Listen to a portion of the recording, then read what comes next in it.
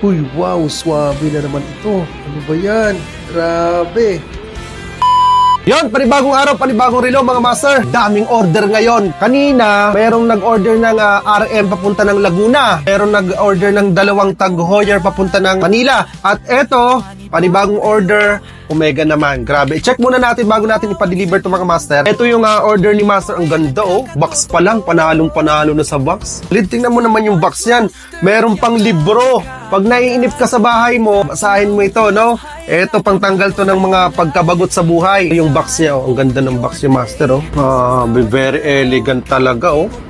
Ito yung order ni master. This one is automatic mga master. Gusto ko rin to. Silicone rubber yung strap niya. Ganda na ito master, oh. Tingnan mo. Ito yung mga gustong-gusto ko rin sinusuot. Kasi ito, pag ito yung ginagamit ninyo, itong mga ganito bracelet mga master, kahit saan ka, on the go, solid na solid to. On to, taga saan nga to master? Taga Cavite, no? Maraming salamat master. Ang pangalan ni master ng order nito? Si Sir Michael, oh. Hindi ko na babanggitin yung apelyido, no? Sir Michael, salamat po sa pag-order nito. Bayad na ba to? Hindi pa.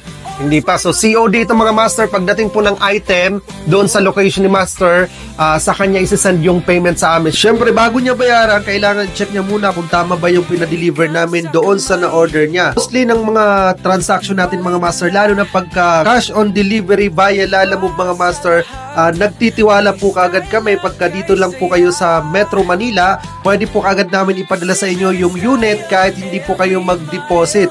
Ngayon, kung taga Cebu po kayo, Mindanao, Davao, Bicol, or medyo malayo po dito sa Manila via LBC, kailangan po mag-deposit muna kayo kahit 1,000. Tapos, pagdating po ng item doon sa lugar ninyo, o kaya door-to-door po yung transaction, saka nyo po siya i-fully paid upon receiving. Pero pag dito po kayo sa Metro Manila, malapit lang po kayo, via Lalamove na po yung transaction natin pagdating po ng item at saka nyo na po babayaran tulad nitong client namin through GCash na po. So, chinek niya muna ang item, tapos okay naman, sa kanya po binayaran sa amin. Ito po yung proof of